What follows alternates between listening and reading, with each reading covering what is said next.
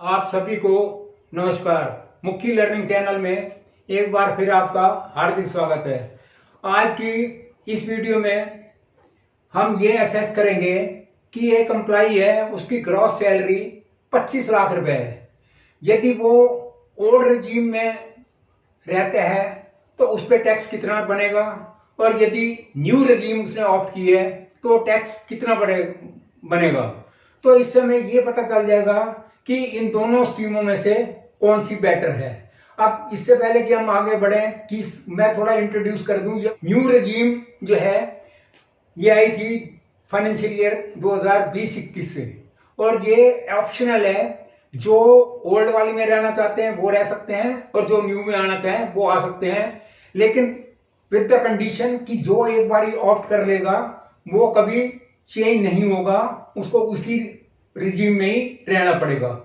तो अब इसमें मेजर फर्क जो क्या है कि जो न्यू रिजीम है वो काफी सिंप्लीफाइड है, इसको भरना बहुत आसान है, क्योंकि इसको एक लेमैन भी अपने हाथ से रिटर्न फाइल कर सकता है, क्योंकि इसमें जो डिडक्शंस हैं बड़ी लिमिटेड टू हैं। खाली इसमें स्टैंडर्ड डिडक्शन है, ग्रॉस सैलरी जितनी है उसमें स्टैंडर्ड डिडक्शन माइनस करके बाकी सब टैक्सेबल है, और 12.75 लाख तक फुल्ली एग्जम्प्टेड है। और यदि 12.75 से 20 मतलब मान लो 13 भी हो गए तो टैक्स जो है वो एज पर स्लैब रेट के हिसाब से लगेगा। और ओल्ड रजीम के अंदर जो है वो उसमें डिडक्शन जितनी भी है, हाउस रेंट जितने प्रकार के अलाउंसेज हैं, house rent allowance, travelling allowance, children है, ये सारे एग्जेम्प्टेड हैं। और इसके अंदर और इसके अलावा इंश्योरेंस में जितना आपने इन्वेस्ट किया या जो जो आपने इन्वेस्टमेंट किया है वो सेक्शन 1.5 लाख रुपए अंडर सेक्शन 80C 80D में एग्जाम्पशन है, लेकिन इसमें डिडक्शन बड़ी लिमिटेड टू है। इतना करने के बावजूद भी ये न्यू रिजीम जो है वो ज्यादा बेनिफिशियल है as compared to old regime. अब हम एक एग्जाम्पल के थ्रू समझेंगे कि एक एम्प्लॉई है, उसकी ग्रॉस सैलरी है 25 लाख रुपए। अब 25 लाख में वो न्यू रेजिम उसने ऑफ की तो उसका कितना टैक्स बना, सबसे पहले इसको देखते हैं। ग्रॉस सैलरी 25 लाख रुपए, स्टैंडर्ड डिडक्शन 75,000 रुपए। अब इसके अंदर जो टैक्सेबल इनकम बनी वो बनी 24,25,000 रुपए। अब इसमें टोटल टैक्स इंक्लूडिंग 4% सेस लगता है, 2% एजुकेशन सेस है और 2% हेल्थ सेस है, टोटल मिला के 4% सेस बना। तो ये अमाउंट बना 3,19,800।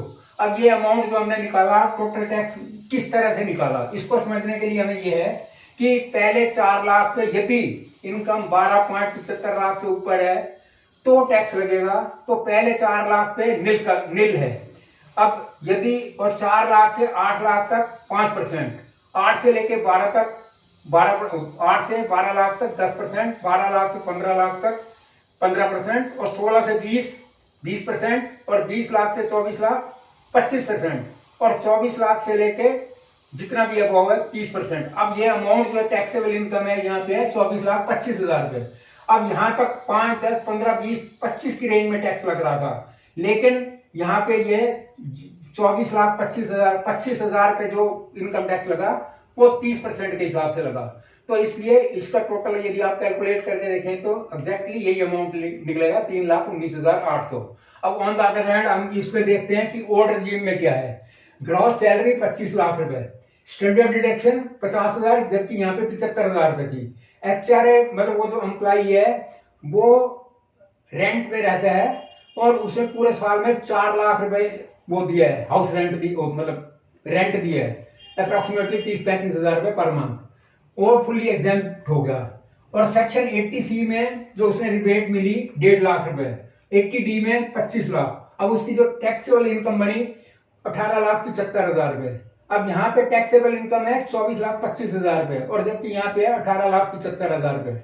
अब इस पे total tax including cess at the rate of 4% 3,90,000 रुपए। अब आप यहाँ खुद देख रहे हैं कि ये 3,19 बना, और ये जबकि यहाँ पे टैक्सेबल इनकम ज्यादा थी 24,25,000 रुपए, यहाँ पे टैक्सेबल इनकम 18,75,000 है, उसके बावजूद भी यहाँ पे 3,19 बन रहा है, यहाँ पे 3,90 बन रहा है।